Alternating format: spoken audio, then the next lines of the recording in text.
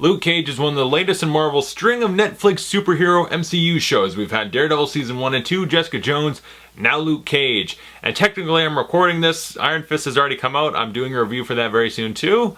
But we're talking about Luke Cage first, because I have to do that before I do Iron Fist. Makes sense? Okay. And this show follows Luke Cage as he's now in Harlem. He's trying to find his place in the world a little bit. He doesn't want to be some jackass like the Hulk running around smashing shit. Even though he's bulletproof, he's durable, he's really strong. The guy wants to be a hero. He wants to help make an impact, but in the right way. So Harlem, this neighborhood, might be his way to do it. It's a place in need of a savior, in need of a hero, a role model. Crime's running rampant and corrupting people, corrupting the streets. He might be able to do something about that. Luke Cage will do what he can to take down crime in what's essentially kind of it's like a superhero show filtered through a street crime, boys in the hood, American gangster type thing. And we got Mike Colter's Luke Cage, Simone Missick as Misty Knight, a cop trying to hunt Luke Cage down. Like, I don't know if you good or bad, but you going down, Luke Cage. Theo Rossi, Shades, he plays Shades in this, but I love him as Juice in Sons of Anarchy. He's in this as one of the villains.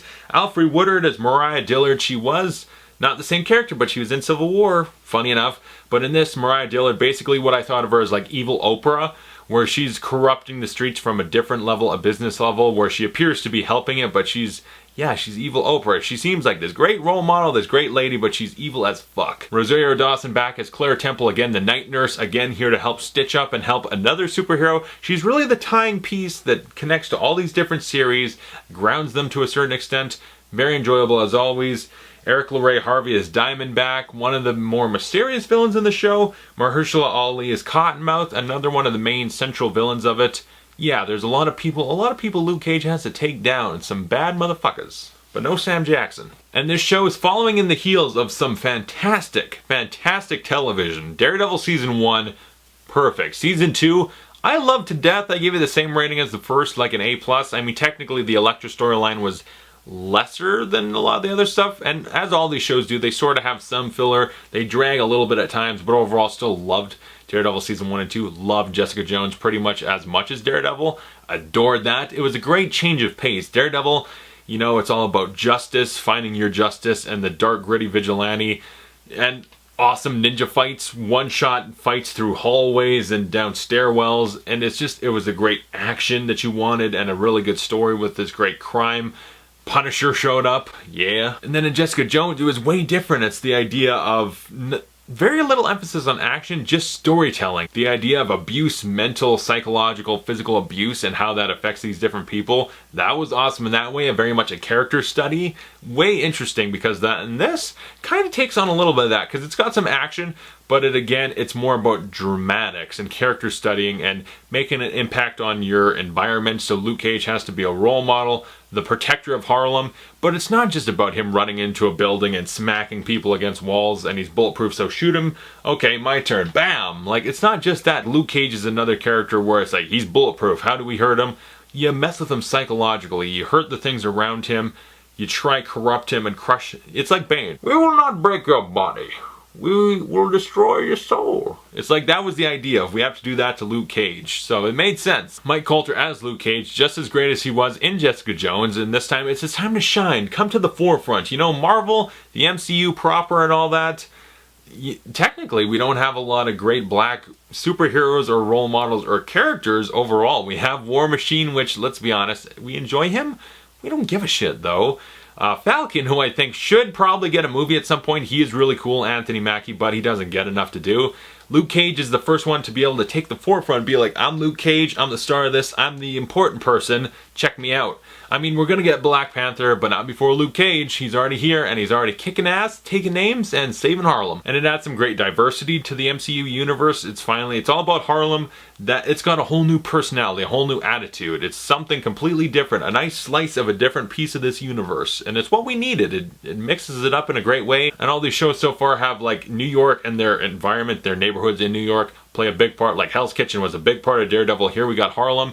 It's got a personality, it's got a feel, It's got something to it, life to it, where you buy into it. You're in Harlem, it's its own character, it's got its own feel. It's wonderful in that way. It really helps with the vibe and feel of the show. It's a very cool show. It fits in with the other ones. It's got this similar color palette and all this and that, but it's got just a cool factor. Hip hop and jazz type music. The soundtrack, wonderful. The feel, it's infinitely cool and awesome. And Luke Cage, he's awesome in it. He's wonderful. His character, the exploration he gets to go through, his backstory, where he's going, his motivations, what he wants to do, how he's going to do it.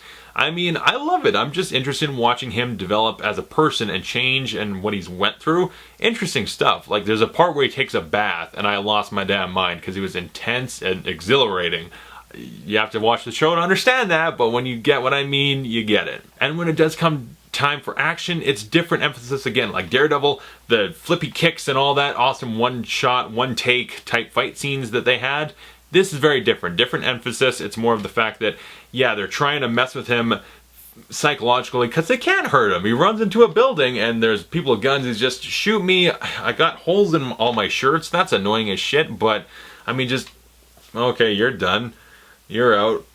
Okay, good night. Like, it's fun in that way. It's like Hulk without the need to destroy everything. It's just, you can't hurt him. You have to mess with him a different way. I really enjoyed that and all the characters he gets to interact with. Claire Temple, Rosario Dawson, as always, fantastic, great in the show. A wonderful presence. I want more of her. I love that she's in all these shows. I love she's like the Samuel L. Jackson. She shows up in all of them. She's bringing them all together.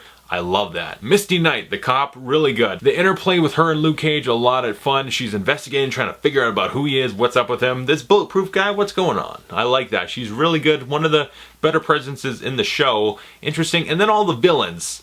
All the villains. There's a lot of them and a lot of different importance to each one. And some of them, surprisingly, in it less than you'd think. And some of them, when they do show up, you wish they'd fucking go away. Let's talk about it. Like I said, Evil Oprah, Alfre Woodard, fantastic as Mariah Dillard, great. Just corruption of the neighborhood and playing it off like she's awesome. It's like Whitey Bulger. Everyone was like, oh yeah, he's great for the neighborhood. No, he's an evil piece of shit. And that's kind of what she is.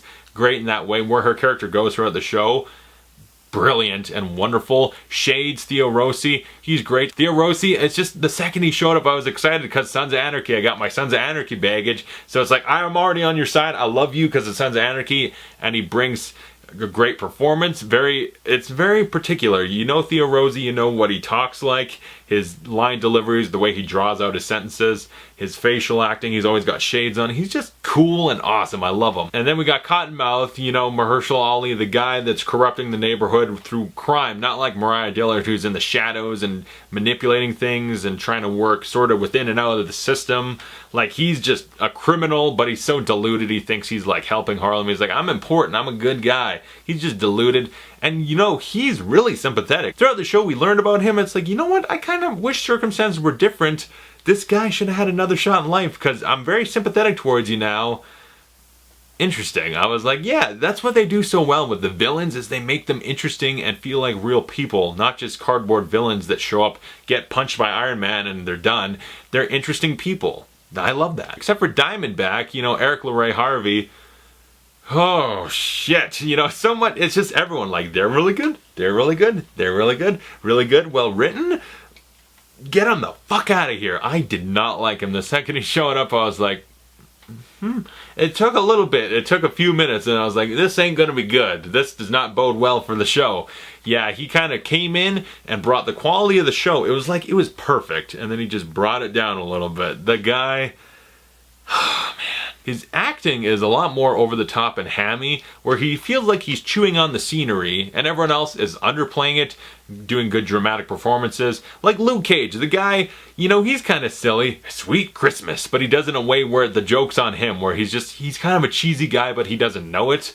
Yeah, it's really fun in that way. Luke Cage, very endearing and adorable. This guy just comes in kind of hammy with his line delivery. It was unpleasant. I didn't like how he was kind of the one person that stuck out as not feeling like everyone else in the show. It felt like he was from a different universe, just like behave like everyone else. He's very over the top. He's very, just the way he's written, just some crazy dude that walks in and is like, I won't listen to reason. I'm going to come in here. I'm going to shoot some people. Who gives a shit? I'm crazy. And then at a certain point in the show, okay, spoiler for a minute. Let's do some spoilers. When this disappears, I'll give you the thumbs up and you can come back. But I just gotta vent for a minute about how much I don't like him. Okay? Go. The guy shows up and he's just, I'm here to whack people, shoot people. They're done. They're out of the show. I'm taking over. I'm this over-the-top guy that I kill everyone. And who gives a shit? I'm crazy. I'm unhinged. I show up. Like, it's interesting when he has a magic bullet that hurts Luke Cage with hammer tech. Which in Iron Man 2 was like, isn't that the joke? Is that Justin Hammer's tech was broken? I'm gonna show him the ex-wife. And then it did nothing. I guess once Sam Rockwell went to jail, they brought their game up because now he's got the magic bullet that goes into Luke Cage, blows up inside him and hurts him. That was interesting. That part I was like, whoa, this guy actually has hurt Luke Cage, but his performance is just over the top and hammy.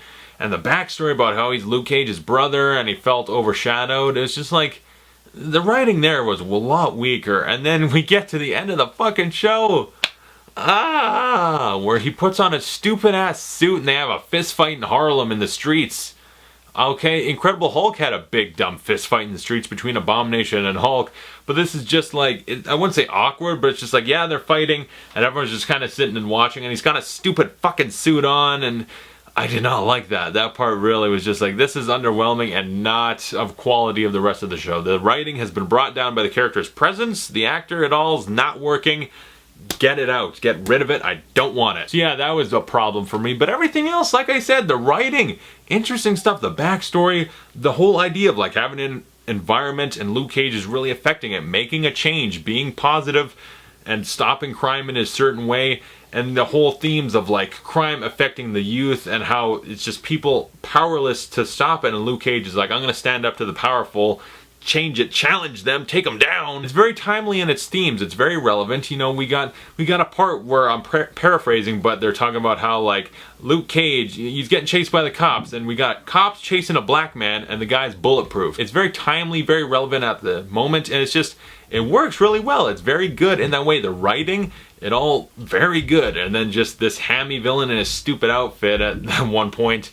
That ruined it. Everything else, it's really entertaining, dramatic, funny, enjoyable, some good action, romance, great music, great vibe and feel. Some really intense, awesome action and standoff type moments where what's going to go on, actual tension about Luke Cage, what's going to happen to him. You actually feel threatened at times for him and the people around him.